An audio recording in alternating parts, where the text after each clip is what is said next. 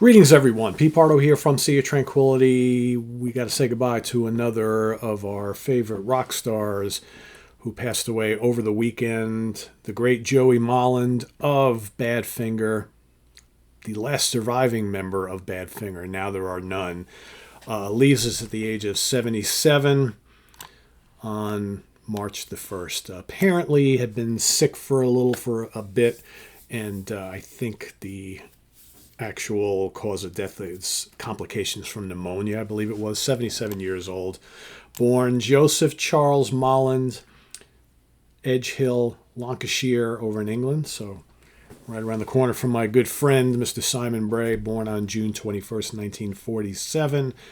Singer, songwriter, and guitar player, like I said, of the great band Badfinger, along with Pete Ham, formed one of the great vocal duos. I know everybody in the band sang, but those unmistakable vocal harmonies of all those classic Badfinger albums. And again, a band that was not really around for all that long when you really think about it, and just tragedy just followed them everywhere they went. It's just the band destined to be the second coming of the Beatles.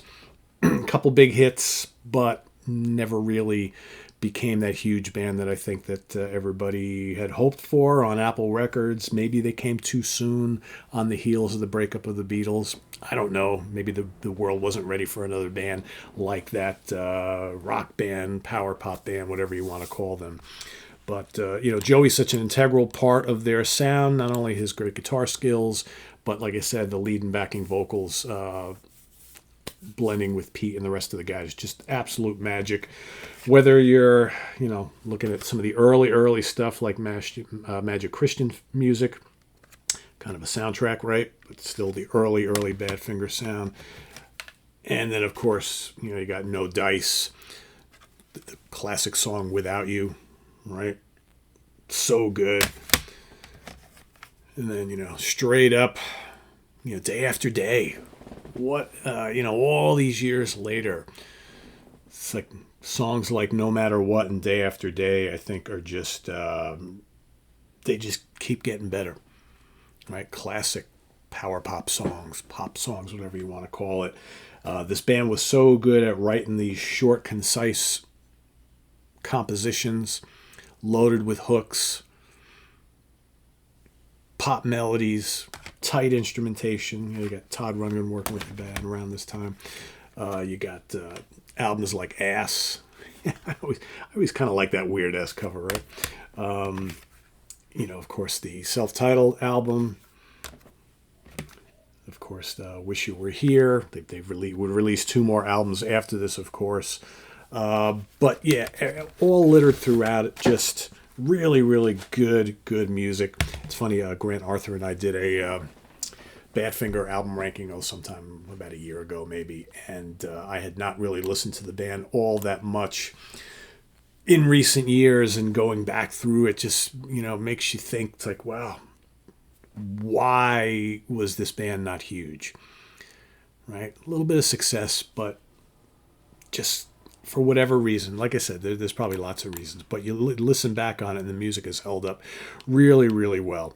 So, all the way up to the last album with Badfinger was 1981, after, a little bit of a break after 1974's Wish You Were Here. They had Airwaves in 79 and Say No More in 81. Good albums, not really, it's kind of missing something. Anybody ever check out, he was part of like a little mini supergroup called Natural Gas. That was actually really, really good. I have that somewhere. I just wasn't able to track it down. And he did release a whole bunch of solo records. So we got After the Pearl, The Pilgrim, Basil, This Way Up, Return to Memphis, and then Be True to Yourself, which was just 5 years ago. That one came out in 2020.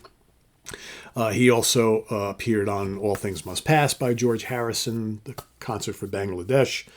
He appears on that. He's on Imagine by John Lennon, as well as a few other things here and there. But, of course, known for his time in Badfinger, and that's what he'll always be remembered for. And, sometimes the band Badfinger gets more press nowadays, talking about how, we lost so many founding members of the band, and some of them really, really early on. and they just the whole tag of tragedy follows Badfinger everywhere. But I think Joey at 77, he's lived a good long life and contributed a lot to the music world, and I think that in keeping busy in all the years after we lost the rest of the guys, I think that he's proof that we can have some continued good music from members of Badfinger, and it's not all about bad things and whatnot. And so he's going to be missed. A great guitar player, great singer, great songwriter. Joey Molland leaves us on March 1st, 2025 at the age of 77. And go out and listen to all those great Badfinger albums too. That's what it's all about, right? It's all about kind of reliving the music and celebrating the life and the music of these artists that we lose. So, thanks for watching. Visit us on the web at www.seaoftranquility.org. We're on Facebook. We're on YouTube all together all the damn time. Please subscribe if you haven't already and click on that notification bell so you get alert of all of our content as it posts. And please do hit the like button before you leave. I'm Pete Pardo. Thanks for watching. Rest in peace, Joey Molland. We'll see you soon. Bye-bye.